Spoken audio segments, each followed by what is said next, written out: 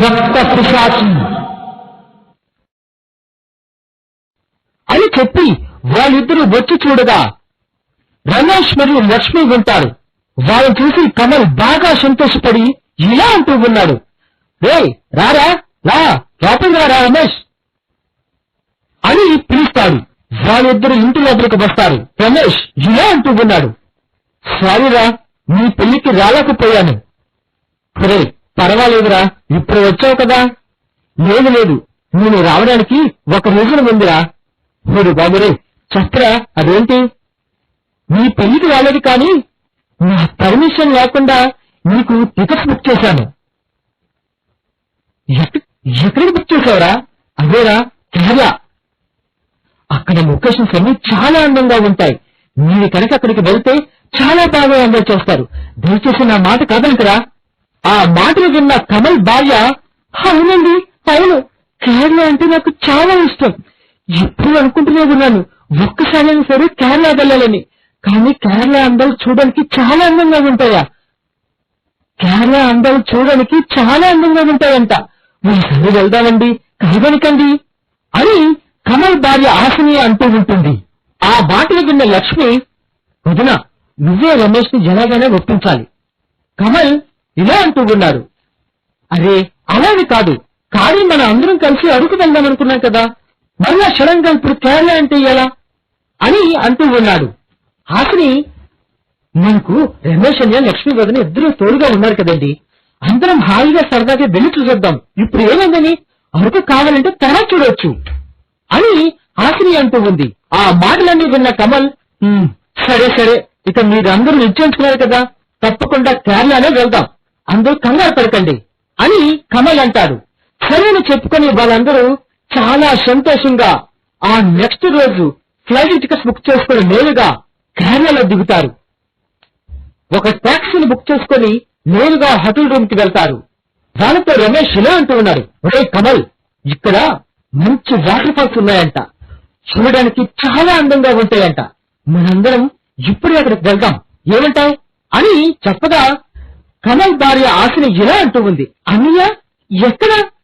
అంత అందమైన water falls చూడకుండా వెళ్ళడం నాకు ఇష్టం లేదు, ఖచ్చితంగా చూసి తీరాలి, ఎక్కడ ఉన్నా అన్నయ్య అని చెప్పగా రమేష్ ఇలా అంటూ ఉన్నాడు, ఇక్కడే అమ్మా ఇక్కడే, ఇక్కడి నుంచి ఒక 20 కిలోమీటర్లు దాటితే ఆ అందమైన వాటర్ ఫాల్స్ మనం చూడొచ్చంట, మనం ఇప్పుడే బయలుదేరుదాం అని రమేష్ అంటాడు. కమల్ ఇలా అంటూ ఉన్నాడు, మరి అక్కడికి ఎలా వెళ్ళడం? ఒరే కమల్, నేను కార్ బుక్ చేస్తాను, కానీ డ్రైవింగ్ అంతా మాత్రం మనదే అని రమేష్ అంటాడు. ఆ మాటలు విన్న లక్ష్మి, మీరు సూపర్ అండి అని అంటుంది. ఆశని అదంతా విని, అయితే మనం ఈ రోజు అందరం చాలా బాగా ఎంజాయ్ చేస్తాం, నాకు చాలా సంతోషంగా ఉంది అని అంటూ ఉంది. కమల్ ఇలా అంటూ ఉన్నాడు, ఒరే రమేష్, నీ ఐడియా చాలా బాగుందిరా, నీ వల్ల వీళ్ళందరూ చాలా సంతోషపడుతూ ఉన్నారు అని కమల్ అంటాడు. వాళ్ళు అందరూ అనుకున్న విధంగానే ఆ తరువాత రోజు వాళ్ళు అందరూ బుక్ చేసుకున్న ఆ కారులో నలుగురు వెళ్తూ ఉన్నారు. సరిగ్గా సాయంత్రం సమయం 6 అవుతుంది. అలా అడవిలో వెళ్తూ ఉండగా ఒక్కసారిగా వారికి ఎదురుగా ఒక బోర్డు కనిపించింది. ఆ బోర్డుపై ఇంకా వాటర్ ఫాల్స్ కి 1 కిలోమీటర్ ఉందని రాసి ఉంది. కానీ అక్కడి నుంచి ఆ వాటర్ ఫాల్స్ కి వెళ్ళడానికి రోడ్డు మార్గం లేదు, ఎవరైనా సరే నడుచుకుంటూ వెళ్లాల్సిందే. అది చూసిన వీళ్ళందరూ ఆ కారు దిగి అక్కడి నుంచి నడుచుకుంటూ వెళ్తూ ఉన్నారు. సరిగ్గా కొంత సమయానికి ఒక పెద్ద చెట్టు కనబడుతుంది. ఆ ప్రక్కనే ఇంతకు పూర్వం రమ్యాని కొట్టుపడేసిన రమ్య యొక్క డెడ్ బాడీ అక్కడే కుళ్ళిపోయి అస్థిపంజరంలా మారిపోయి ఉంది. కానీ అది వీళ్ళెవరూ గమనించకుండా అటుగా నడుచుకుంటూ వెళ్తూ ఉన్నారు. సరిగ్గా ఆశని ఒక్కసారిగా ఆ కాలు తను నేరుగా ఈ రమ్య యొక్క డెడ్ బాడీపై వేసింది. ఆశని అనుకోకుండా వెంటనే ఆ డెడ్ బాడీపై పడిపోయింది. లేచి చూస్తే ఒక్కసారిగా తన కింద ఒక అస్థిపంజరం చూసి గట్టిగా అరిచింది, అయ్యో బాబాయ్, దెయ్యం దెయ్యం దెయ్యం, నన్ను కాపాడండి, నన్ను కాపాడండి అని ఆశని గట్టిగా అరుస్తూ ఉంది. ఈ అరుపులు విన్న లక్ష్మి, ఏమైందన్నా, ఏమైంది? వెంటనే కమల్ కూడా, హాసిని, ఏం జరిగింది, ఎందుకు అలా అరుస్తూ ఉన్నావు అని వీళ్ళందరూ ఎంత రచినా సరే తను మాత్రం ఆ షాక్ లోనే ఉండిపోయింది. పైగా అందరూ నేరుగా కిందకు చూశారు. అక్కడ ఒక కుళ్ళిపోయిన అస్థిపంజరాన్ని చూసి వాళ్ళందరూ భయపడిపోయారు. అంతేకాదు, ఇక్కడ ఎక్కువసేపు ఉండడం మంచిది కాదని చెప్పి వారు నేరుగా తిరిగి మరలా కారు వద్దకు వచ్చేశారు. అయితే ఆ వచ్చిన కారు యొక్క టైర్లు రెండు పంచర్ అయిపోయి ఉన్నాయి. అది చూసి వాళ్ళందరూ షాక్ అవుతారు. ఇంతలో ఈ ఆశని పెద్దగా అరుస్తూ, వద్దు వద్దు, నన్నేమీ చేయొద్దు, నా ఆస్తి మొత్తం మీకే ఇచ్చేస్తాను, దయచేసి నన్ను చంపొద్దు అని గట్టిగా అరుస్తూ ఉంది. ఇది ఎంత గమనించిన కమల్ వాళ్ళతో ఇలా అంటూ ఉన్నాడు. "ఉమ్, హాసిని ఆ శవాన్ని చూసి చాలా భయపడిపోయింది. ఇప్పటికీ తను ఇంకా అదే షాక్ లో ఉంది. అందువలనే తను ఆ షాక్ లోంచి బయటికి రాలేకపోతుంది.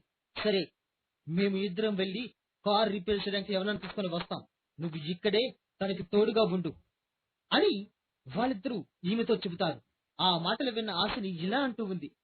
ప్లీజ్, నన్నేమీ చేయొద్దు, నా ఆస్తి మొత్తం నీకు ఇచ్చేస్తాను, నన్ను చంపొద్దు అని గట్టిగా అరుస్తూ ఉంది.